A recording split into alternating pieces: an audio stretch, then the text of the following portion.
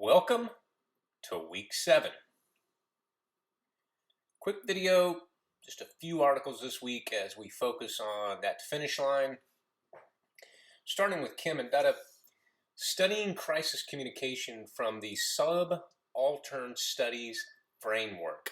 The idea is that there's grassroots activism in the wake of a crisis. The article suggests an alternative approach. They call it the subaltern studies framework. They developed this to help communication researchers to expand the scope of the literature to non-managerial contexts, so a little bit different than what we've studied in the past, speak to the discursive nature of crisis communication, and finally attend to the issues of structure and agency in the interpretations of and responses to crises. So directly related to what we've learned so far this term. One of the points they bring out is that although marginalized publics who do not have access to public infrastructures and resources are hit the hardest by the exposure to crisis, voices of these publics are largely absent from the dominant discourse of a crisis. So in other words, the people who need it the most may not be accounted for in terms of the crisis of surrounding the communication. So the authors suggest an alternative approach. This approach ruptures the dominant logic of crisis communication by bringing it under scrutiny. And of course, this rupturing creates openings for listening to other ways of knowing and interpreting a crisis. We've talked about this over and over throughout the term in terms of being open to conversation. Listen to your audience. Understand what their needs are in terms of their real needs, food, shelter, what have you, but also their communication needs and where they get their information. Now, some questions asked by the author that I want to share with you. Why do we not treat public relations itself as the message and expose its fundamental cultural and ideological assumptions?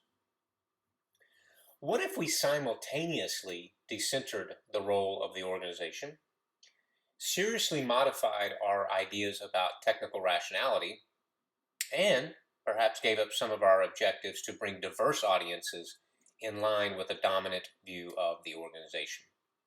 Now, I'm not going to answer those questions for you, but I leave them with you, as do the authors, to ponder, especially as you develop your own crisis communication plan. Okay, next reading is from Liu and Pomper, The Crisis with No Name. Defining the interplay of culture, ethnicity, and race on organizational issues and media outcomes. They use complexity theory as a framework, and the study provides an in-depth, theoretically grounded understanding of managing issues and crises involving culture, ethnicity, and race. Now, they conducted 32 in-depth interviews with senior crisis communicators, and their findings suggest practical applications for crisis managers. Again, there's that practical application that we're striving for. They talk about how resonant among voices of research participants was an urging for crisis communicators to move beyond a managerial bias. That bias normally is shaped by a Caucasian or a white, even male majority. And we're trying to expand the sensitivities and worldviews beyond comfort, our own comfort zone, to a normative function of public relations potential. And we can do this partly by employing an emotional intelligence with regard to all constituents. In other words, my framework as a white male is going to be different based upon my worldview, my experiences, than other audiences. And so I need to make sure that I step outside my own worldview, my own experiences, whatever biases I have. You may have similar bias or your own bias. We have to step outside that in order to better understand, better appreciate, and most importantly, better communicate with all audiences, especially those that are often overlooked. Okay, Falkheimer and Hyde talk about multicultural crisis communication. They're striving towards a social constructionist perspective. Now, the aim of the article is to give a critical analysis of research that has been done on crisis communication as well as intercultural public relations, and to try to develop a different theoretical framework. Now, of course, we live in a society that is ethnically diverse and increasingly multicultural, so we ignore these differences at our own peril and the peril of our organization.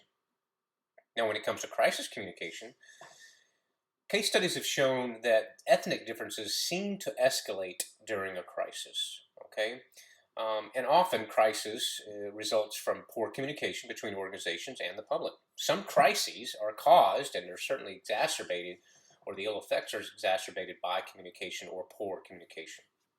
Excuse me. Oh, allergies, you gotta love them. So that concludes the kind of top line messages for this week. Again, we want to leave you as much time to focus on the end of course requirements. And as always, I encourage you to stay ahead with your assignments, stay engaged in that discussion board, and always enjoy your time of learning.